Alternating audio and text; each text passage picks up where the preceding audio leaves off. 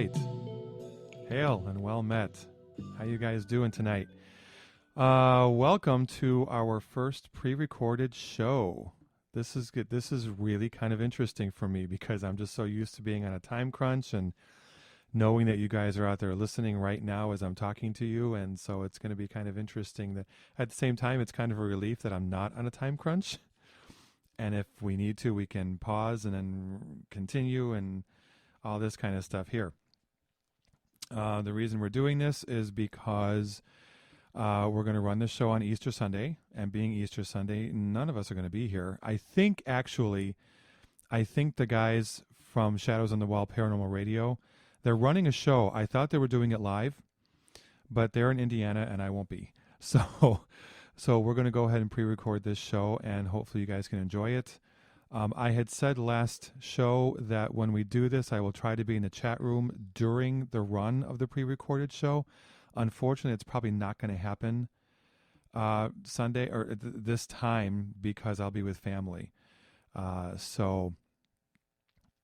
in future, we'll do the best. I'll do the best I can.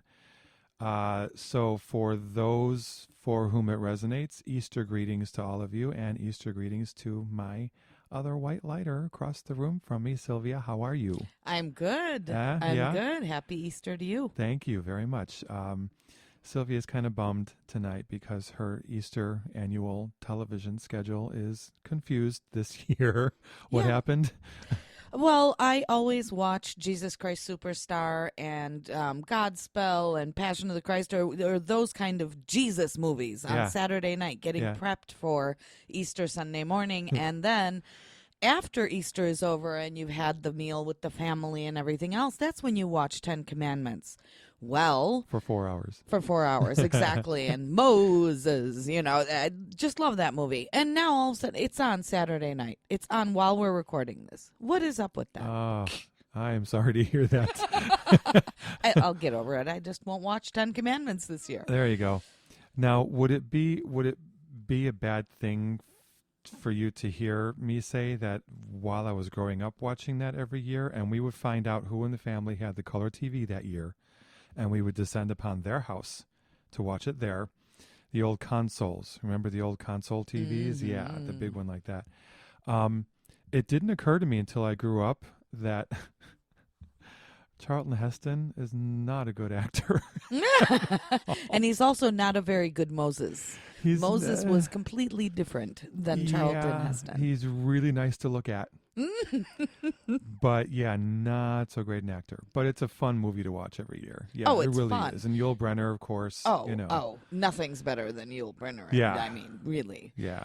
So. And it's just, if you're not looking at it for the theological, the biblical accuracy, you're looking at it for the entertainment factor. For the Hollywood spectacle. Exactly. Of it. And if I remember correctly, I'll take a look when I get home. But if it's helpful to you, I believe I have it on DVD. Oh, I think I might even have it, or you can always find it somewhere. Okay. And I've seen it every year for the entire, every year of my life. So it's not like I could probably quote the thing.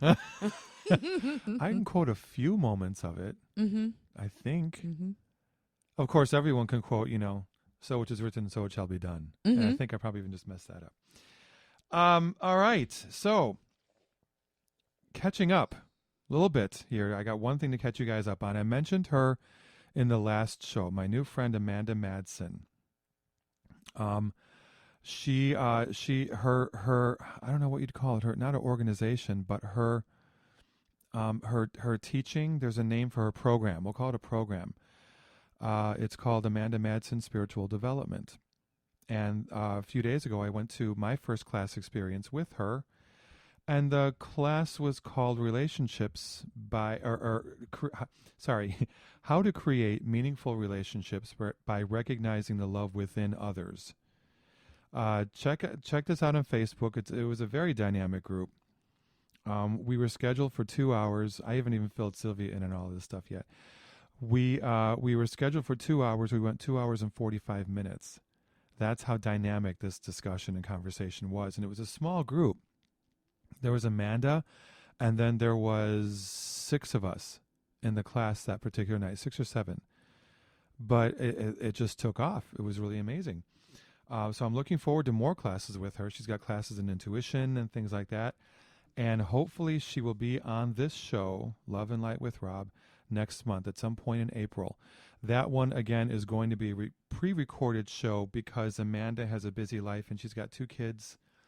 And Sunday nights at 6 o'clock is one of her prime times with her kids.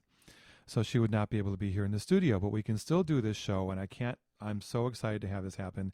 And Sylvia, I can't wait for you to meet Amanda. She is just this beautiful ray of light, Awesome. Very cool.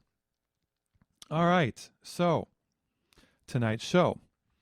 I haven't even looked at the time yet because I still have to follow how long we have. Are you following time? Or Yes. See, when we're not live, I don't know what I'm doing. So I'm glad Sylvia's here because she's used to doing this. She's been doing this for years.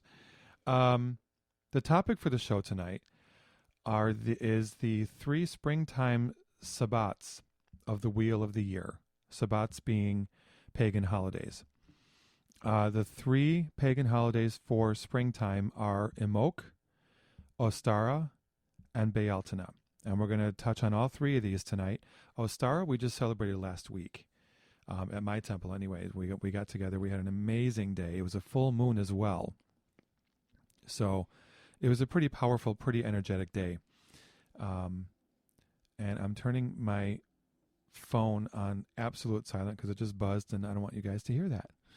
So, and I posted in the Love and Light with Rob Facebook page. I did post an image of the Wheel of the Year if you guys want to take a look at that and see exactly what time of the year we're talking about. Of course, it's after Yule.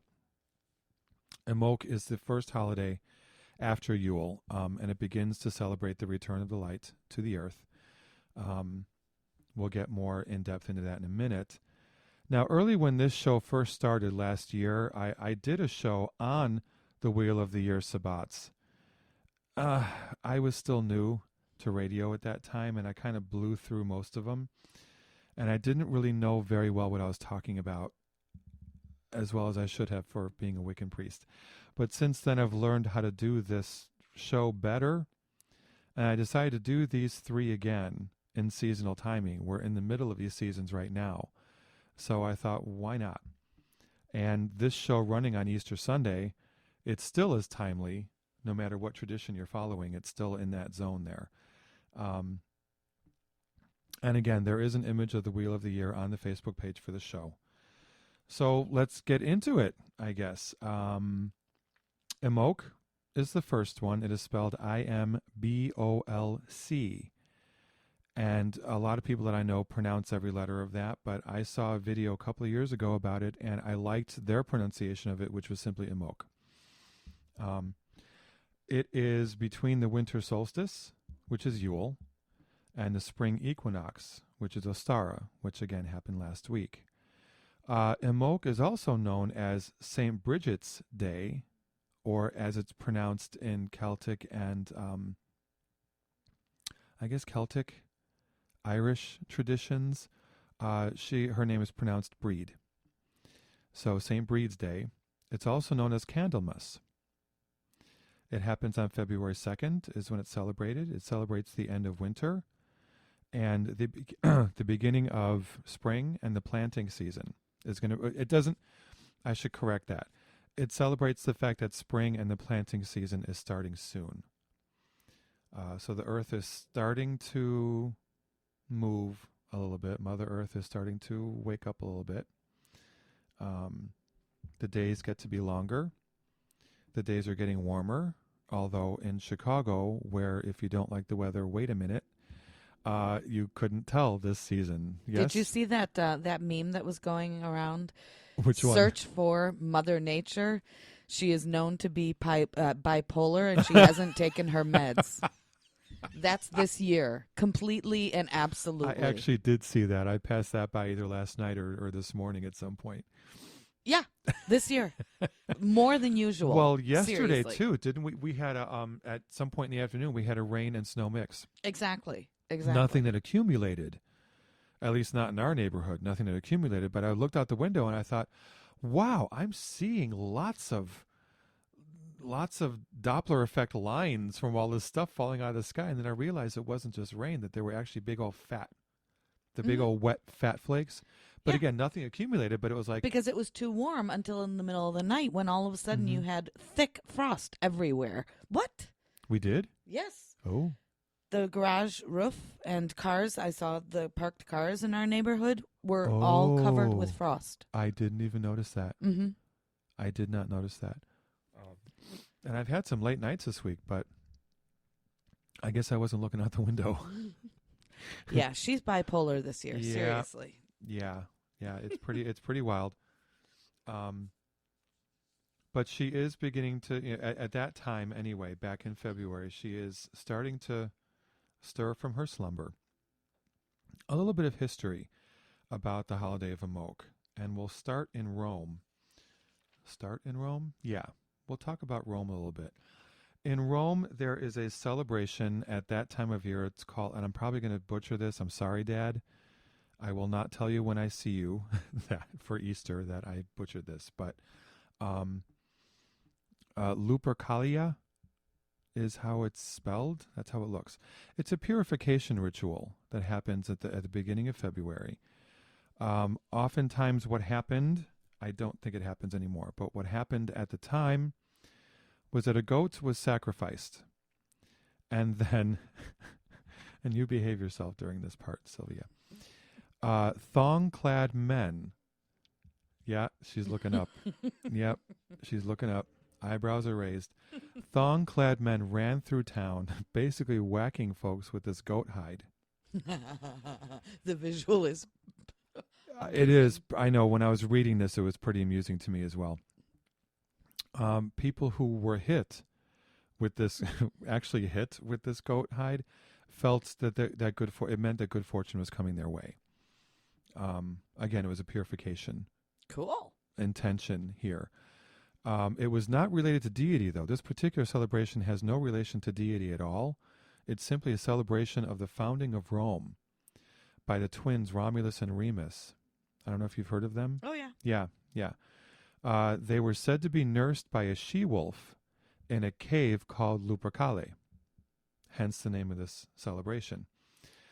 And it's interesting because I've actually been aware of Romulus and Remus most of my life, because when I was a kid, on the mantle, the tchotchke all along the mantle, the vases and all the little, we had a statue that was Romulus and Remus as babies being nursed by the she-wolf. The she-wolf was standing up.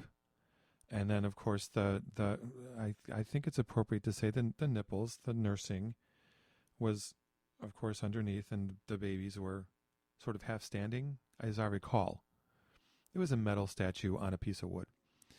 I had to dust it all the time, along with everything else on there. But I remember when that came into our house, that my dad explained to us, even at that age, that was Romulus and Remus, and this was the sort of the beginning of Rome. That's what Rome is based on. And so that was kind of interesting that I actually knew that, In Egypt, this time of year is referred to as, and again, don't anyone go there. I don't want to have an explicit label on this particular show.